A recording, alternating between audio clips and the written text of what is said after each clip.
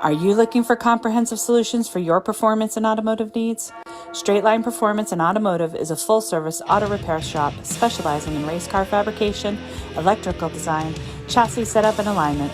Located in Hamden, Connecticut, they also specialize in aftermarket high performance and chassis upgrades.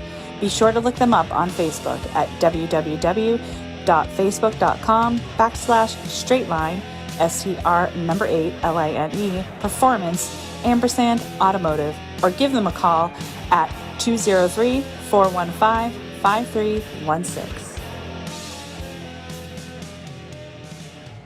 Welcome, racers and fans, to the Racers News Network Live, presented by Straightline Performance and Automotive and Scotty Wheels Racing. Your hosts, Chris and Pete, bring you the latest news and interviews in the world of sportsman drag racing, including bracket racing, association races, outlaw, and no-time events. We are live every Monday night at 7 p.m. Eastern Standard Time. Take it away, boys. Hola, ¿cómo está? What's going on, Racers News Network universe? All is well over here on the New Hampshire side of the world. How's things down in Connecticut, Pete? Getting ready for some crappy weather coming in. I guess you're supposed to have some rain, high winds, blah, blah. All the stuff you deal with around here when racing season's over kind of sucks. Better than snow, which they're getting up north right now. Yeah. Well, north of me, I should say. I'm in no rush to see any of that. No, me either. So we had a pretty cool show lined up for you tonight. We have joining us shortly CAMRIE CARUSO.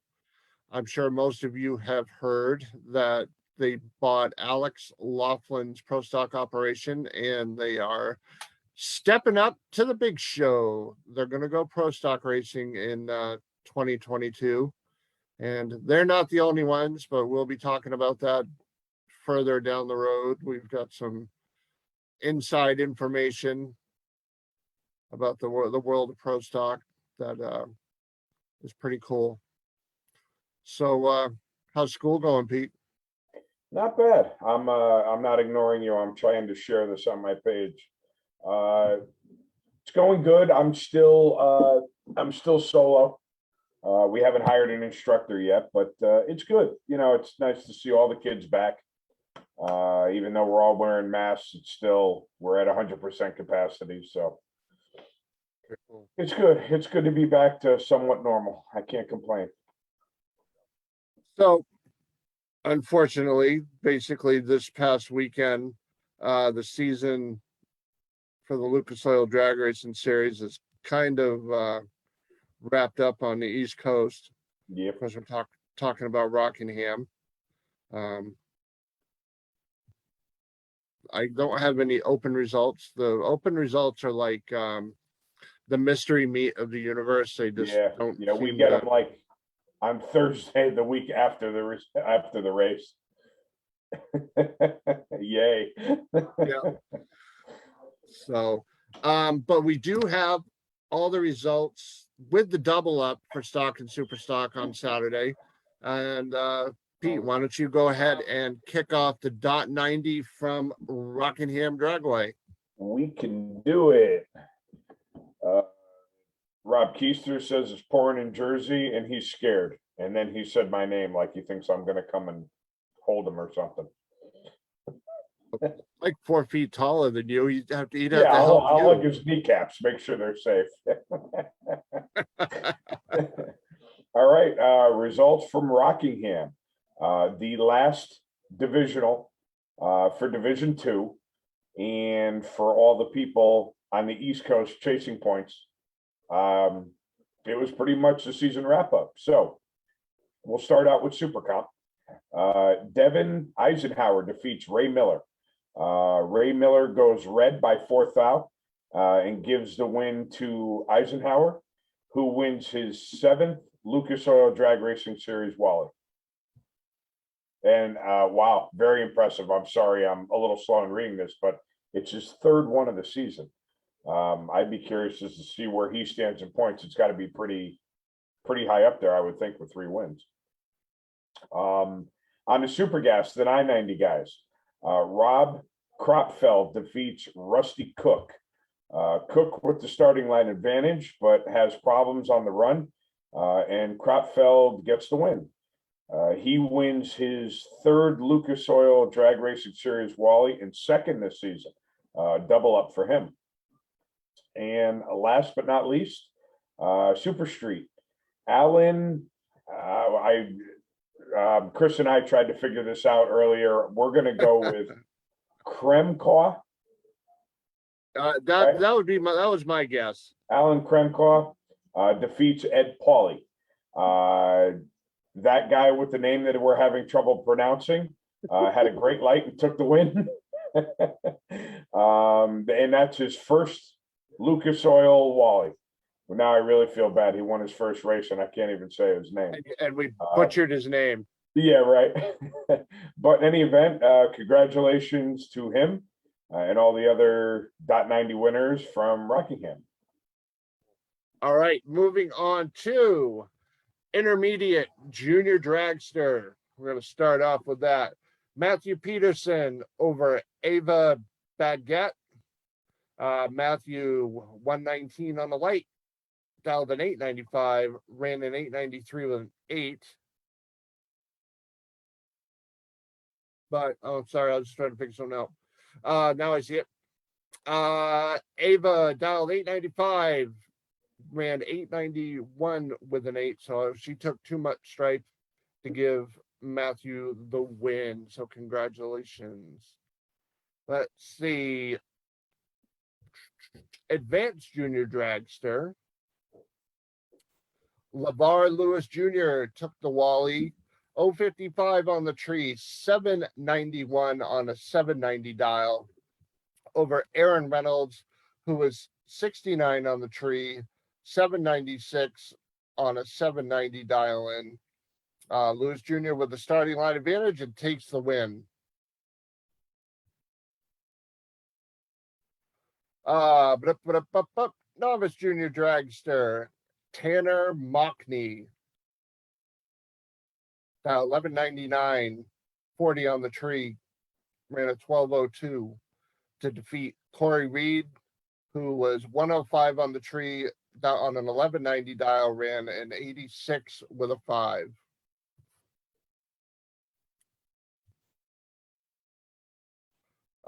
Top dragster, Jeff Strickland, 617 dial, was 10 on the tree, ran a 647 with an 8 to defeat Blake Peebler, who was 005 on the tree, also dialed a 617, had problems somewhere in the run to finish with a 1034 with a 4.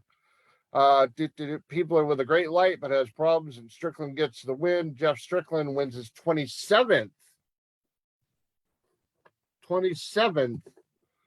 Lucas Oil Drag Racing Series Wally, 3 this season. Wow. You've got 3, right? But it's over how many seasons? You got 4. Thank you. Thank you very much. You're welcome. My first one was in 07. My last one was 2017, I think. 2017, 2018. That was that Echo, right? Yep. Yeah, the divisional race. I won the ACO divisional, and the year before that, I won the Englishtown divisional. 16. What year was it that Englishtown closed? Whatever year it was, I won best appearing at the last one. See my guys back there? Yeah. You can kind of see them, 4 of them. I only had to buy 3 of them, so it wasn't too bad. All right, top sportsman, Scott Underwood, down 736, ran a 737, 053 on the tree to take out Calvin Snow, who was 83 on the tree, 774 with Dial, ran a 778 with a 6. Scott Underwood wins his 5th Lucas Oil Drag Racing Series Wally. Stock Eliminator, Jimmy Hidalgo Jr. We're going to say his name again. E-Stock Automatic, dialed 1080, 16 on the tree, ran a 1095 with a 4 against Matt Lisa. Let's see, 42 on the tree, 1060 dial, ran a 1083 with a 7. And like I said, we're going to talk about Jimmy again. Hidalgo with the starting line advantage takes the win. He wins his 15th Lucas Oil Drag Racing Series Wally. Superstock, tell me if you've heard this name before. Jimmy Hidalgo Jr., Superstock G Automatic, dialed 969, 40 on the tree, ran a 972 with a 7. Up against Jim Reynolds, who was 73 on the tree, 908 dial, ran a 909 with a 3. Hidalgo Jr. with the starting line advantage takes the win. His margin of victory about 23 inches, wins his 16th Lucas Oil Drag Racing Series Wally, and number 2 in this one particular race. Comp Eliminator, the class I love to hate. Van Puckett, 39 on the tree. His index, 852, ran an 804 with a 3 to take the win over David Eaton, who index of 723, 32 on the tree, an 1138. So obviously had problems along the run. Eaton with the starting line advantage, but again has problems. Puckett takes the win. Van Puckett wins his 13th Lucas Oil Drag Racing Series Wally. And that, ladies and gentlemen, boys and girls, are all your winners from the Rock. Wah, wah. Wah, wah, wah. Now we just got to wait for other championships besides Alcohol Funny Car and Alcohol Dragster up here in Division 1 to be settled. Right. So, and we have a possibility of a national champ. We'll find out at the end of this coming weekend. In Dragster, correct? In Alcohol Dragster. Alcohol correct. Dragster, right. Right. So we don't have any reaction times to talk about. The Brittany Force watch is not happening this weekend. It's happening next weekend when Pete's not here, but that's all right because I'll text him on Sunday and say I hate you guys, like I did last week. Yep. So. Yep. It's funny. There's a Force fan page, and you're blocked from it, I bet, right? Yeah, no, actually, I'm not. And it's funny because when you go on the page, like every other thread is about her reaction times. Oh, really? Yeah, it's a little. And like I said, if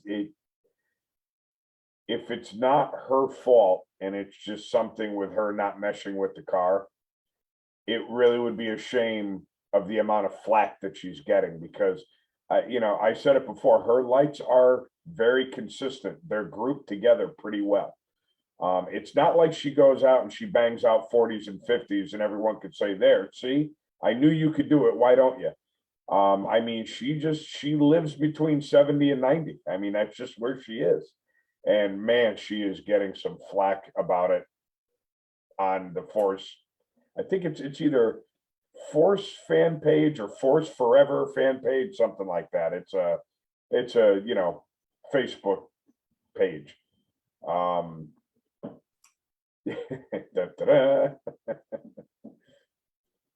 Just type in the Force page that I'm blocked from and they'll probably all come up. Let's try Force fan page. Yep, that's it. Let's see.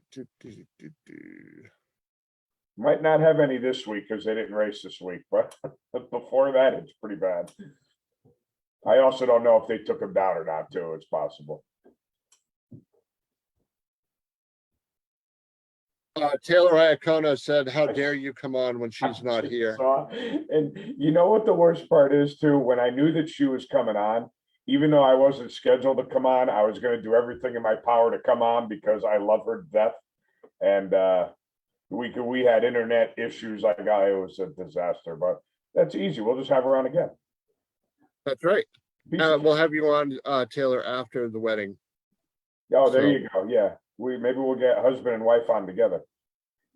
There we go. You know what we should do? We should start a winner.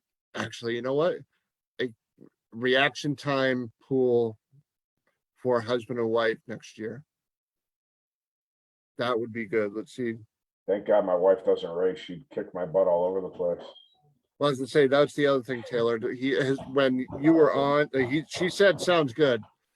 When you were on, Taylor, his wife was ready to beat him to death that night. Anyways, I think Pete had said. It could be. I'm telling you, if they come on the show together, I'm not calling him Vincent Nobile. I'm just saying it's Taylor's husband. Look, We've been Taylor down and Taylor's we've been down that road this year with another couple. So husband, right? she said they practice a lot and he kicks her butt. He kicks her butt, really? Yeah.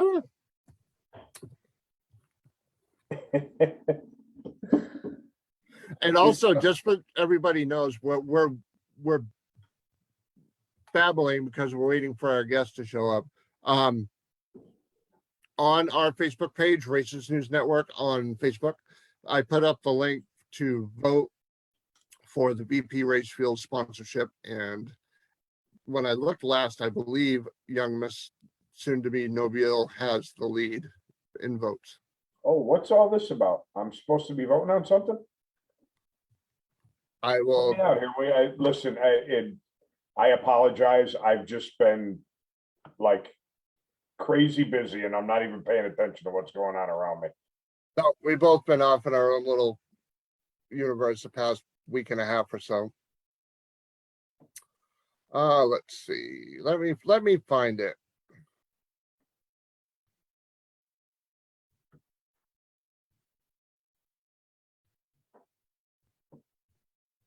And also our Division I reps are headed out today to Las Vegas to run in the bracket finals.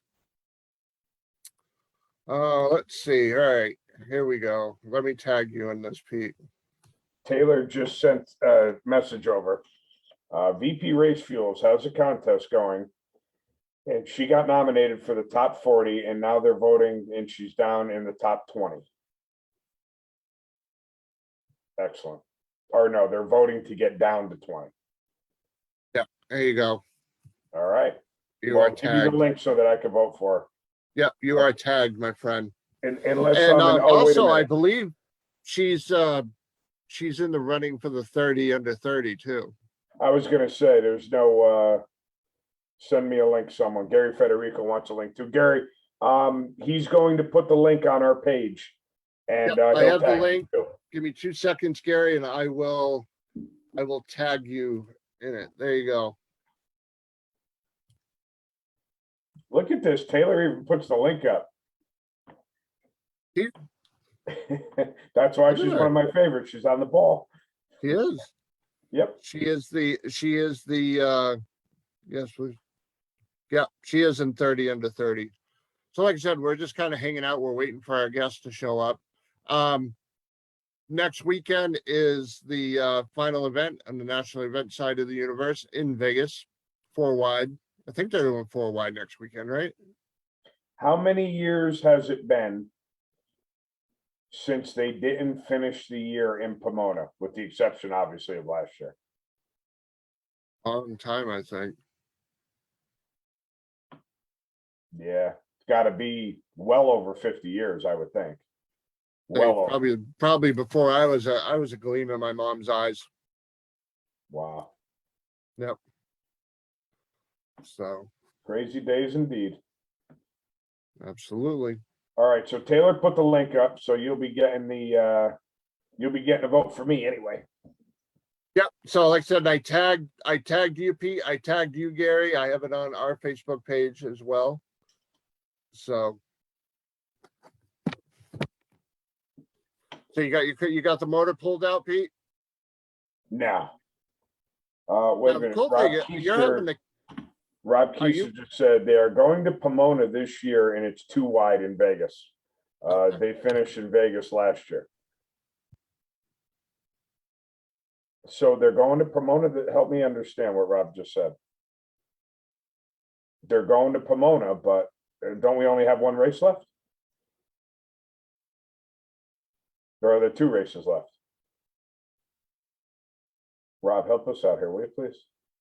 I think the confusion comes from there was only 2 pro stock races left because they didn't run pro stock at. They have 2 races left. One in Vegas, which is only 2 wide, and then they are going to finish in They're going Pomona. to finish in Pomona. Yeah, like I said, I think the confusion comes from the pro stock stuff, where they didn't run pro stock at Bristol, and so that kind of got everybody, well, at least me, confused a little bit. Yeah. Right. Very cool. Have you gotten a message from CARMIE? Is she late? What's her deal? I am gonna do that actually right now.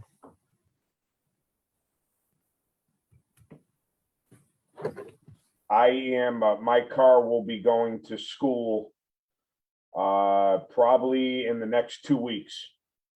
And then we'll have some fun with the kid pulling the motor out and all that stuff. And I'm getting pictures sent to me as we speak of my short block for the new motor being all assembled.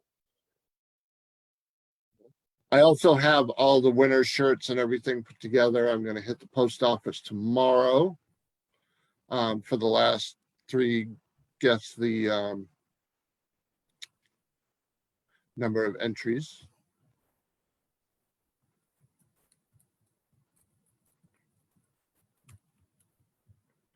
I just shot her a message.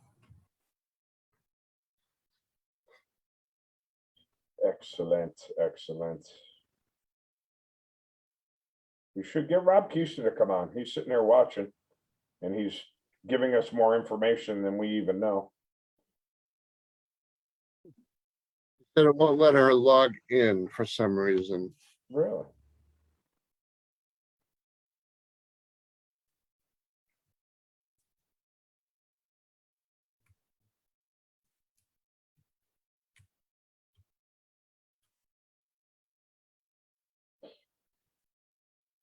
Well, worst comes to worst, we do the phone tree like we did the last time.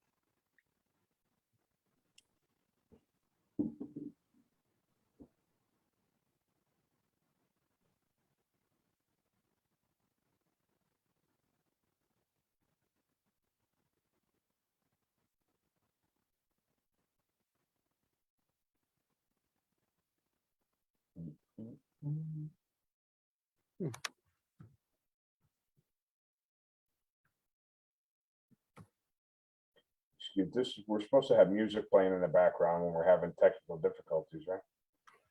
Da, na, na, na, na, na, na. She definitely knows that it's Zoom and not Google Meet or something, right? She said she can't get logged in, so I told her, I said, give me a call. We'll go old school. She's gonna reset her phone and try again. Roger that. We'll run forward without visual aids.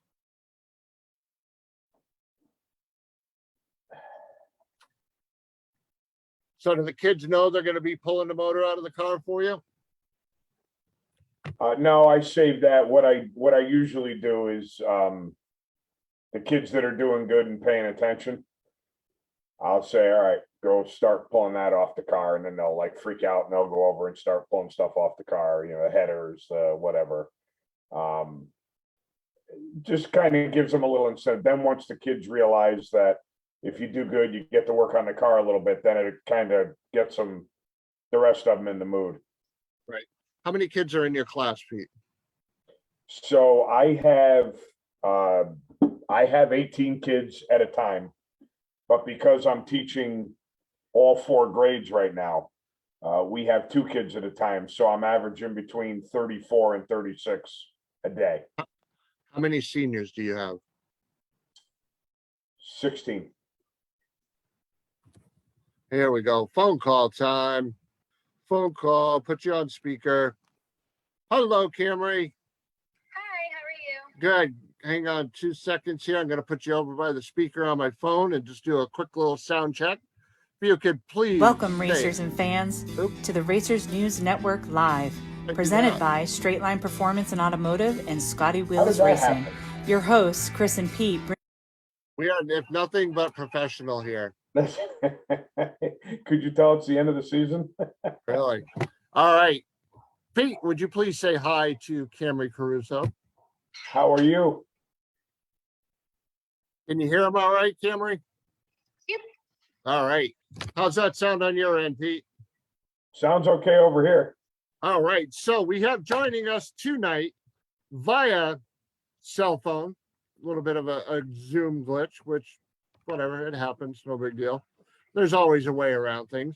We have the newest member of the 2022 Pro Stock class joining us. Of course, I'm talking about CAMRIE CARUSO. Hello, CAMRIE.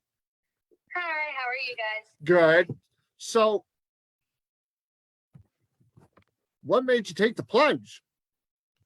Well, we've kind of had a plan to do it we were going to go Mountain Motor Pro Stock Racing.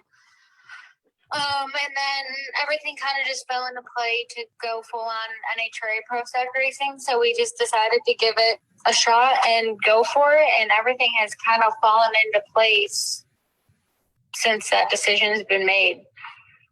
Very cool. Now, obviously, you're not going from a slower class to a really faster class. You've driven pretty much everything, a good assortment of stuff out there in the drag racing universe. So I started racing juniors when I was 8, and then when I turned 16, I moved on up to Super Comp, and then a few years later, I moved up to Top Dragster, and then Top Alcohol Dragster, and then this past year, I was in a 632 class. So I've driven a wide variety of cars, so it's definitely not my first time in a car or in a clutch car. Very cool. You nervous? Yes and no. I think that I prepared pretty well this past year because my car was set up identical to a Pro Stock car. But honestly, that class is full of great competitors, so I'd be silly not to be a little bit nervous. Right. I do have a quick message for you, though. It's from Taylor Iacono. She said to say hi, Cam. Hi, Tay. If you haven't voted for her for the VP sponsor thing, make sure you vote. It will be done. All right, so let me ask you a question. No, I know Taylor's in the 30 under 30. Are you in there as well? So I was in it, I believe, in 2019. Okay. So I have voted for Taylor, and my dad has voted for Taylor, and my entire family. I made them do it while I was sitting there. But she has had an incredible year, and her family is awesome. So I think she'll be just fine getting in. Very cool. Now, I'll let my co-host chat a little bit. You may or may not know him. It's Pete Senka. Hey, how are you? Good. How are you? We're doing good. So you might not know this or not, but when I first started racing Super Street, I raced with your dad. I feel like everybody's raced with him. Yeah, probably.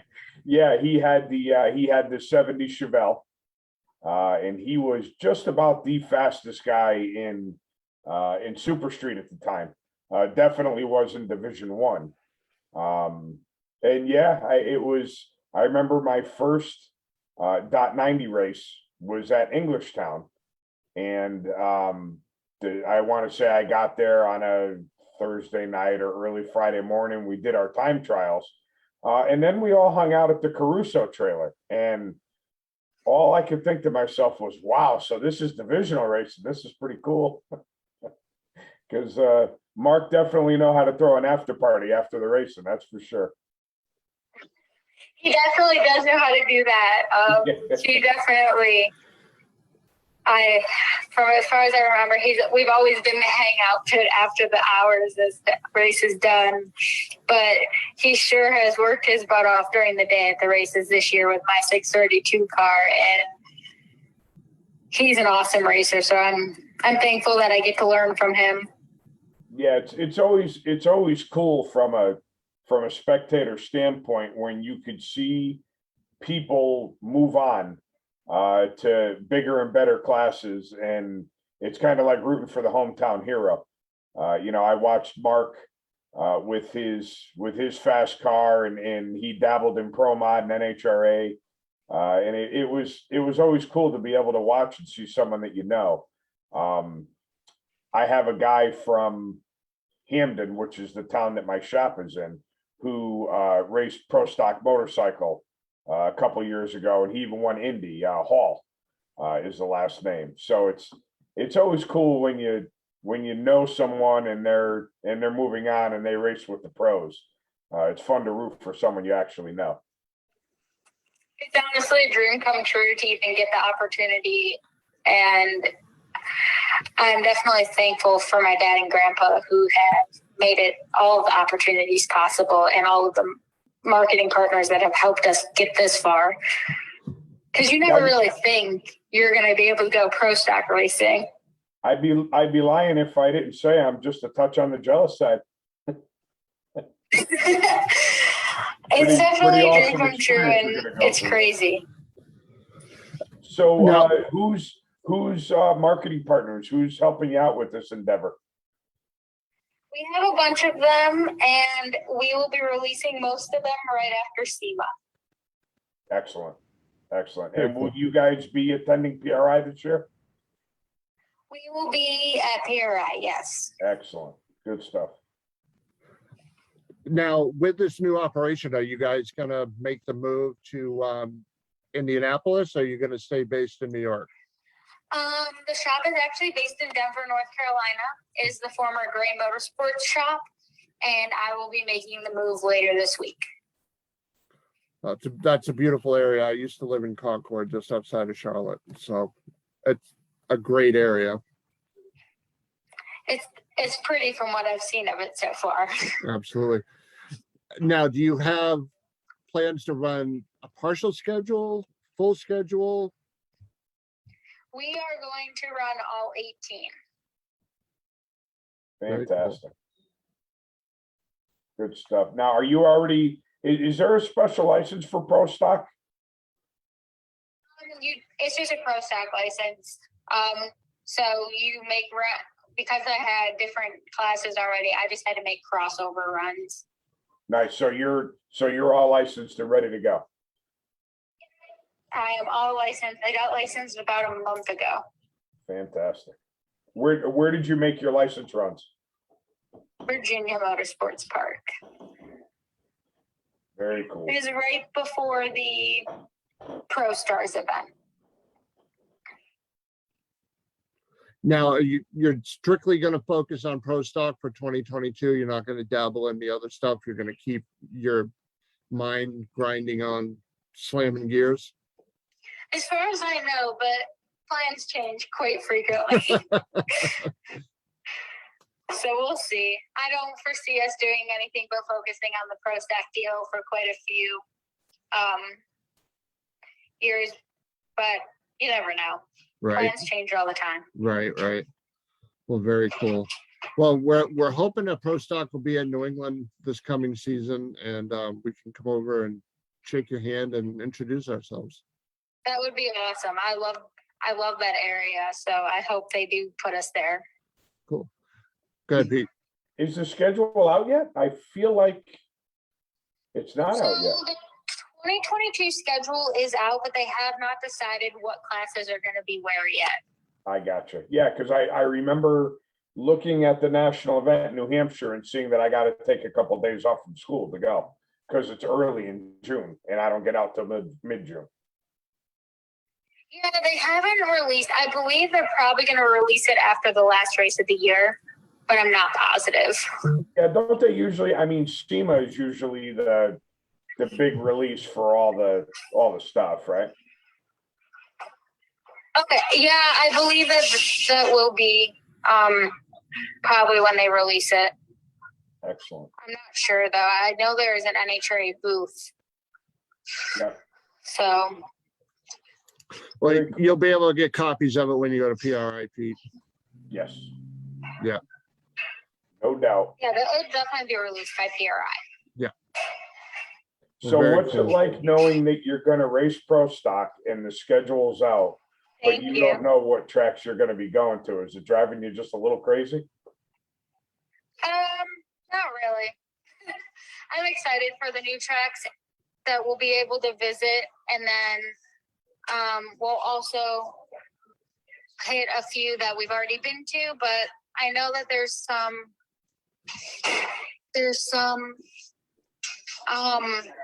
that are repeat. I mean, if you think about it, I mean, just saying it, because you know they're obviously going to race at Gainesville. You know they'll be at Indy.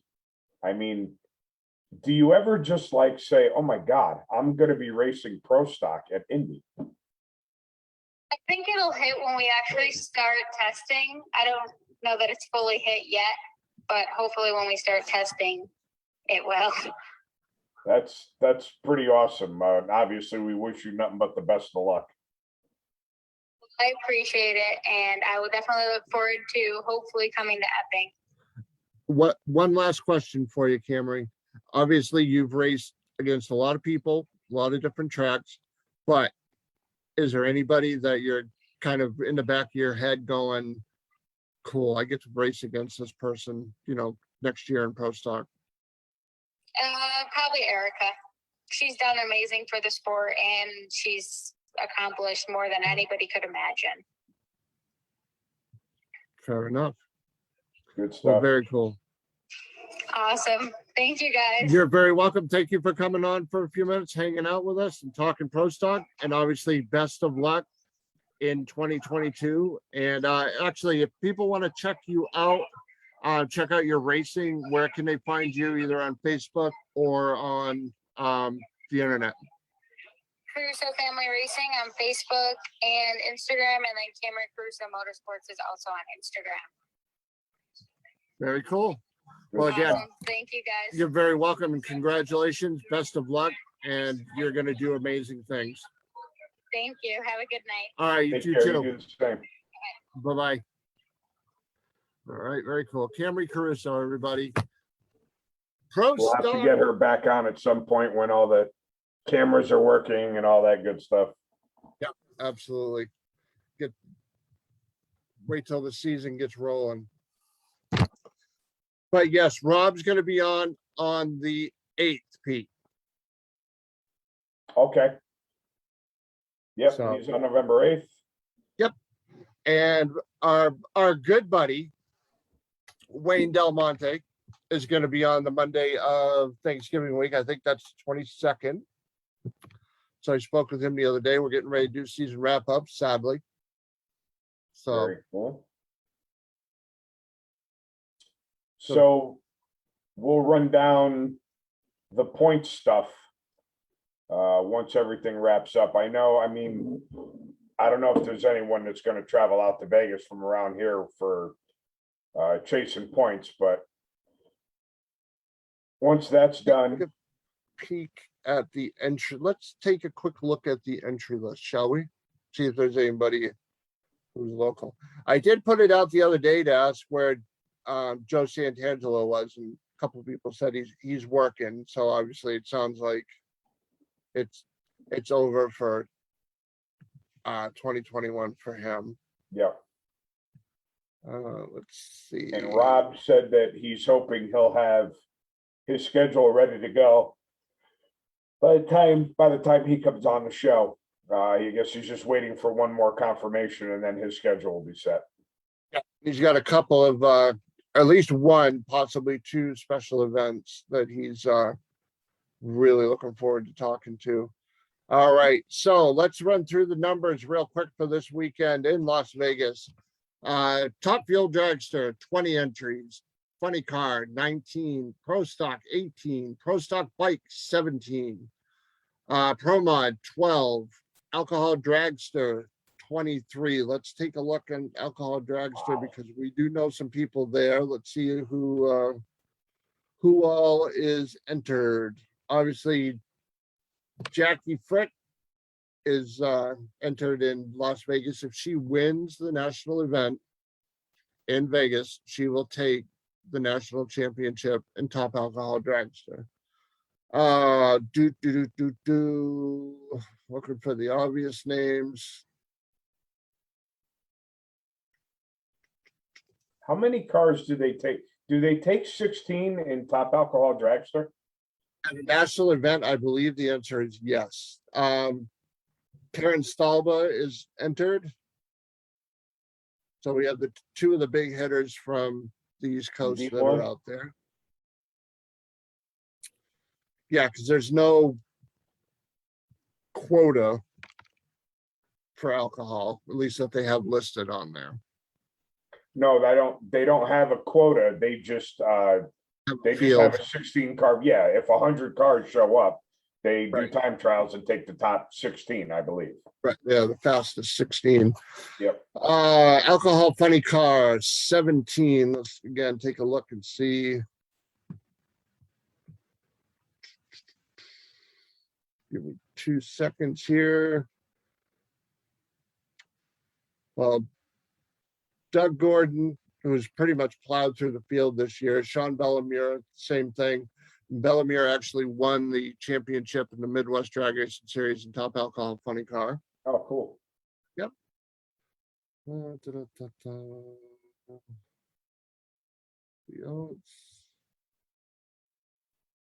Comp Eliminator, 23 cars. Again, there's some names that we know. Quick look, see here. Bruno Massel, of course, is out there because he's a West Coast boy anyways. Doug Lambeck. All right, quotas. Super stock, 60 for 60.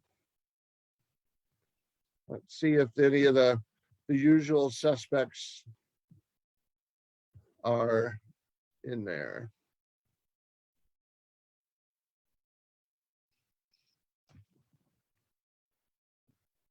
Bear with me for just a sec. Don't see any of the names that we would know. Stock 60 on 60. Again, let me take a quick peek. Just look at their car numbers. If it starts with a 1, then it's someone from here.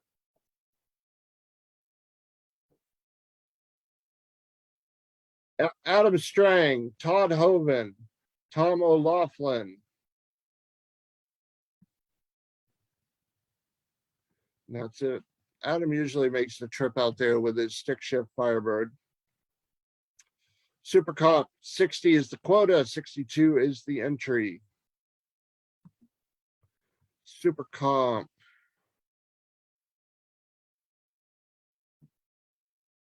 Steve Logan, Ken Moses, Tom Stalva, Danny Bisbano, and our good friend, Jerron. Yeah, he doesn't have Division 1 implications though, so he doesn't count. No, you don't count. Let's see. And Chuck Crepelia. Chuck Capella. Capella, okay. That's one. Yeah, he used to be a Lebanon Valley regular. I used to race with him 100 years ago. All right, Super Gas quota is 60. The entry is 60. Let's see. Dwayne LaFleur, previous guest of ours from the state of New York. He is out there. Super Street, 50 is the quota, 48 are the entries. So there's room for you, Pete, to load and go. Yeah, there's room for me, all right. I could qualify number 1, win the show, set a record. I still don't think I'd finish in the top 20.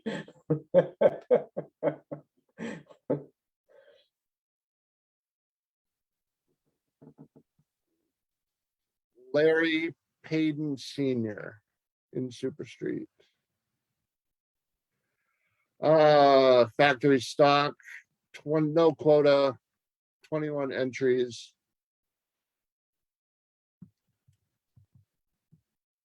So do they have another divisional in Vegas, or is this it, just the national event? The week after the national is the divisional, and then they go, whoever signed up is going to Pomona.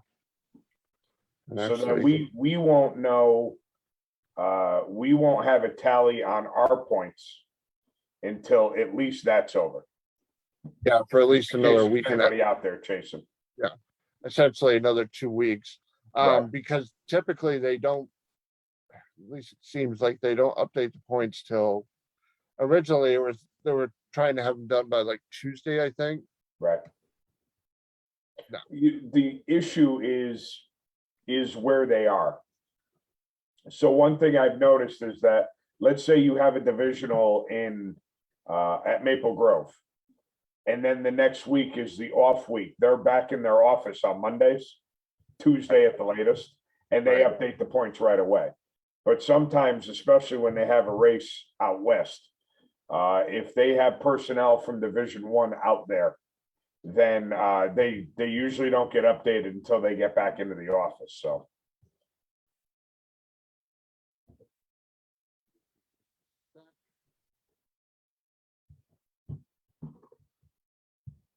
whatever reason, Pomona is not coming up. It's there, but it's not coming up. yeah. But yeah, so the Lucas Oil Drag Racing Series event is the week after the national event in Vegas. I would imagine Geron will be at both of them. If I was a betting person. Well, I know when I talked to him today, he's flying home Thursday morning at like 6 a.m. and turning around and flying back Thursday night. Because it's his son's birthday. Oh, okay. All right. So legitimate reason. So, and like Rob said, hopefully they have a schedule announcement by then. Just waiting on that one track. Right. Well, like I said, I know when he comes on the 8th, he's got a couple of special events to talk about. He did hint to me that I will be able to go to one of them because it'll be during summer vacation. I won't say which one or when it'll be. I'll just I'll let him announce that, but I am pretty excited for that. Couple hours south of you. What's that? Couple hours south of you. Everything is south of me. Well, yeah. Well, no, there's two that are north-ish. Yeah, everything is south of me. Yeah. There's also I won't say it because it's not confirmed, but I'm also hearing some encouraging news about ATCO as far as being able to race there next year. Good. So again, it's just kind of rumors, but we all got our fingers crossed because we all love ATCO. So we'll see what happens. Yeah. Uncle Buck's Pig Roast at Is it- Cecil. Cecil, I was going to say, yeah, they don't do that at ATCO. No, that's at Cecil. I love that event. So Geron did make an attempt to come on with us tonight, but he's wrapping up Did he have stuff an out issue west. too? Or was it the issue his? No, he had work issues, trying to get stuff done out there so we can get home. Yep. So Very I cool. said, hopefully pretty soon we'll have some championship stuff to talk about. Like I said, we have Wayne Del Monte's going to be joining us, Rob Keister, working on the guys in the Atlantic Coast Stock Super Stock Association up in Canada. Now Excellent. that the border is going to open up, who knows what's going to happen in the springtime, but it's going to be opening up. And yeah, so that's that. Wouldn't it be nice if in the spring we could all race like we used to and no masks and open up the windows and the world is back to normal, Sure would be nice, wouldn't it? it would. And it's funny Okay. because it's funny as we sit here, we're both trying to come up with things to talk about, but 3 months ago we were like, didn't have enough time to talk about everything we want to talk about. Now we're just sitting here going, all right, we live in the Northeast. Everything's kind of dying now. That's, What do yeah, I mean, that's the, when you're in the heat of the season and things are going on, there's always plenty to talk about. Yep. Now it's like, all right, we had one race to do a wrap up on. And these are the races coming up, and we can't announce any points champions because, Don't know. and we were lucky enough to get the CARUSOs on here. Because usually even announcements like that, they make it either SEMA or PRI. So yeah, it's just kind of that time of the year. It is kind of a goofy time. Yep. Let's see what else. One of the, I think it was SFG race at Mooresville has been canceled. One of the big money races got canceled that was coming up for this weekend, I believe it is. So there's people out there trying to scrounge up entries for the one in Darlington. Right. So. And did you hear about the tragedy in Texas? Yeah. Oh, actually, yeah. Probably that and the other one there yesterday. Yeah, the one in Texas. It was kind of a, I don't know if you'd want to call it, built on the side of a road racetrack out in the backwoods. It was well, from what I read, if we're talking about the same event, it was at an airport. Oh, it's at an airport. Yeah, At an airport. So I mean, no, no concrete barriers or anything like that. And honestly, the media is what it is, and we're just going to have to accept it because it's never going to change.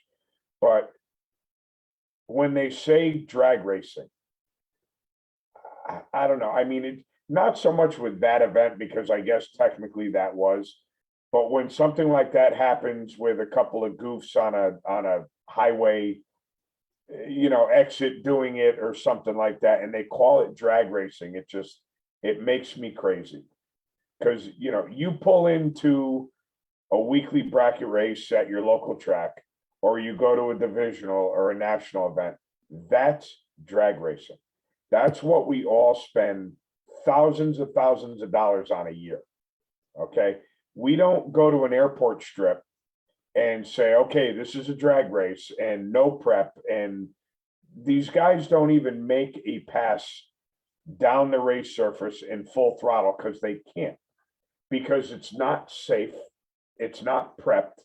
It's just not, in my opinion, it's not a drag race. But when someone loses their life and they throw it under the umbrella of drag racing, it makes us look so bad. And it makes me crazy. Well, I guess to a certain extent, they're having issues with the neighbors at that place on Long Island now too. I guess there's really one neighbor that's squawking about the traffic and the noise, but they've had, from what I've read and listening to other people, they had a successful year for the 6 or 10 races that they put on. The same deal as at an airport. I guess it's like an old McDonnell Douglas facility or something. Yeah. Or Rockwell or whatever. I mean, listen, it could be done without the barriers and stuff. The problem is you just have to know where to put the people. The people got to be behind the starting line. Right. As I say, you don't put them down there. You put them back there. I mean, how many times have we been at the racetrack with a prepped surface and all the safety measures in place, and you watch someone either through mechanical failure or whatever bounce off both jersey barriers flying up in the air? I mean, could you imagine if you had something like that with no safety precautions in place? It's a recipe for disaster. And that's exactly what happened this weekend down in Texas. I mean, 2 young kids lost their lives. And 2 very, very young kids too. Very young kids. Yep. Yeah. And it's just, I won't say you know, I won't play Monday morning quarterback and say, well, it's stupid. They shouldn't have been down there and this is unsafe and all that. But man, at some point, someone has to have enough thought in their head that if something goes wrong, these people are in danger. So let's make sure nobody is there. I don't know. And then, like I said, after that happens, they get thrown under the drag racing umbrella. And it just makes us all look like schmucks. Well, it's even, you know, 4 or 5 years ago, I was at New England Drag Race at the top end, taking pictures of the alcohol cars, both the funny cars and the dragsters, because I wanted to get parachute shots. I wanted to get, you know, the butterflies wide open. And it didn't honestly dawn on me where I was standing until one of my friends texted me and goes, "Hey, where are you?" And I said, "Oh, I'm at the top end, but you know, just past the finish line taking pictures." They're like, "What?" They're like, "You're standing in the worst friggin' spot." I'm like, Right. and I was like, I was so in the moment of, I'm like, cool, I want to get that picture. Yeah. I didn't even think about it. I mean, you know, Yo, I mean, even like if things you happen go to- and I could be dead.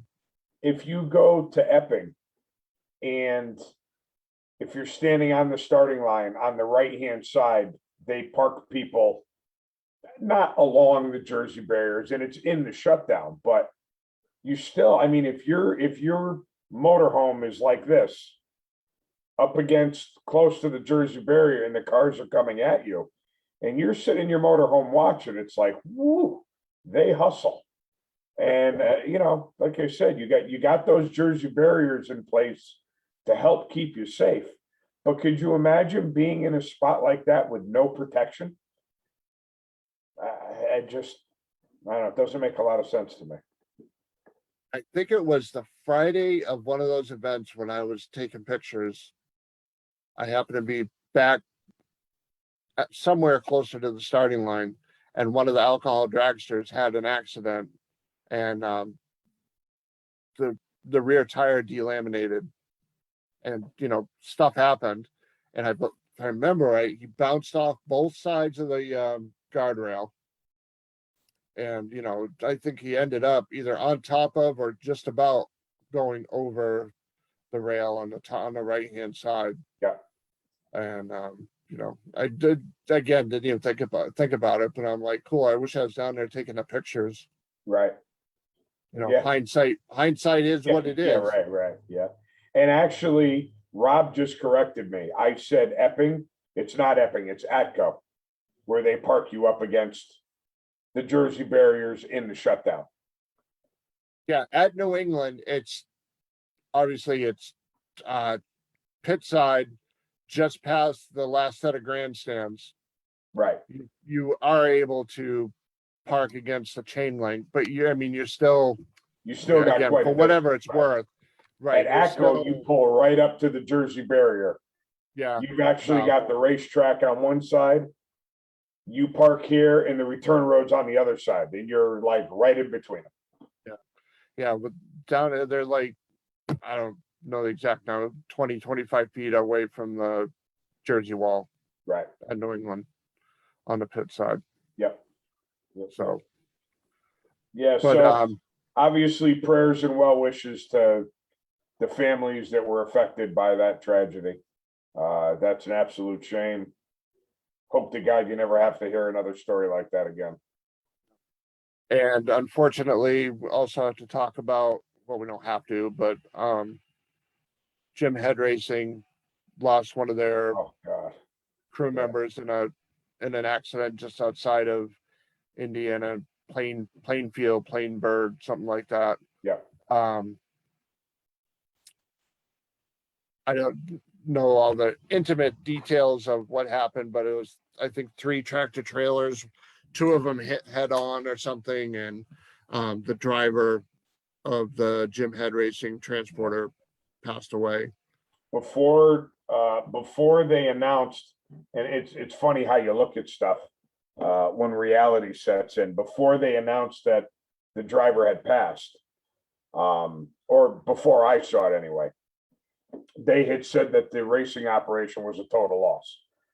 Meaning hauler, the equipment inside, I think there was a fire issue. But they said, and I'm thinking to myself, my God, could you imagine just driving down the road and then all of a sudden, like, everything is gone. Yeah. And then I don't know if it was later on that day or the next day, I saw that the driver had passed. And I'm thinking to myself, screw the equipment. Yeah. You They know, lost a life. Yeah. yeah, it just puts everything into perspective, you know? Yeah. A lot of people were asking last night.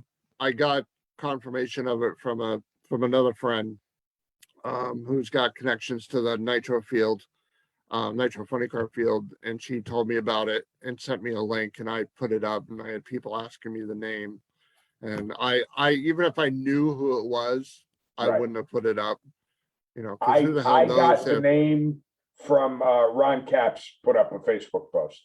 Yeah. And that's yeah, how late I late saw it. last night or this Right. morning or Right. something. Yeah.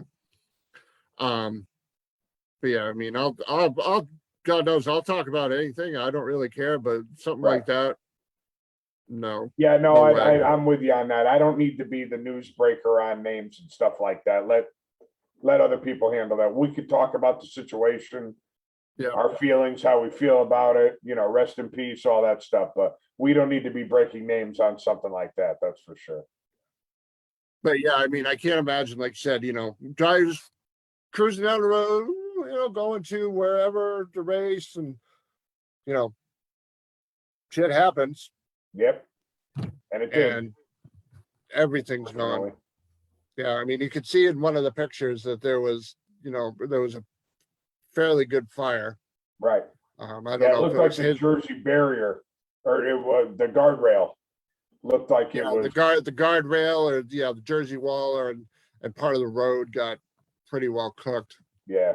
And it looked like there was part of a tractor trailer. I don't know if it was theirs or if it was one of the other ones involved in the accident, was, you know, upside down and pieces and parts scattered all over the place. Yeah. But yeah, I mean, imagine that, you know, again, and especially getting ready to wrap up the season, and, you know, I mean, the season's is basically irrelevant, but still, you know, it's like another kick in the teeth right there. Right. And then Right. some, you know, Yeah. how do you recover from something like that? I can't imagine. That's a tough one, without a doubt. So, All right. So- Well, on that note, what am I going to do without you here next week for the reaction time pool? what is it? For Brittany, for Brittany Force. Oh, I suppose if it's interesting enough to talk about, I'll pop on for something. I still blame you and Jerron for this. Yeah. What? Who do you have coming on next week? Actually, next week's just going to be me, myself, and I, unless I can scrounge somebody up. We're going to obviously have the results from the national event in Vegas, anything else that comes along. And then 2 weeks will be Keister. the 8th will be Rob Keister from Mid-Atlantic .90 Association. We'll See, have the that's the results problem. from the Vegas. If Rob is going to be on, I need 2 weeks to prepare for that. I got to be able to give him my all. Well, I know. I was just going to say, you know, that's why Pete gets, you know, he gets a break. I You know, he needs to power up. I was getting texts from him all year long. He's like, dude, I'm exhausted. I need a break. I need to go every other week. You know, you don't understand how busy I am. Blah, blah, blah. Oh, Rob said he's wearing his helmet that night. Perfect. That's what we'll do. We'll all on November 8th, we'll all wear our helmets. No. Come on. No, I'm not doing it. Come I already got mine on. So how's the hydro tank going, Pete? It's just we just finished filling it up, and it's ready to get going. Now that we don't have 80% humidity every week. I know. I do have to talk about this though. This was fun. Me and Elijah went, let's see, right? It's not gonna come up, right. Ah, hell with it. 24 lemons. 24 hours of lemons this past weekend at New Hampshire Motor Speedway. $500 junkyard cars. The $500 is all you can spend on the actual vehicle itself. Safety equipment and all that, you know, obviously that's the cost. Yeah, right. Is Doesn't irrelevant. count as the price. Yeah. Yeah. If you ever get a chance to go to one, it's an absolute riot. Really? Yes.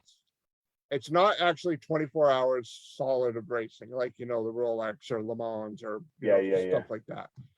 7 hours on Saturday, 7 hours on Sunday. We just went on Saturday. Had a hell of a good time. Nice. It was fun. Got to check out the drifting too.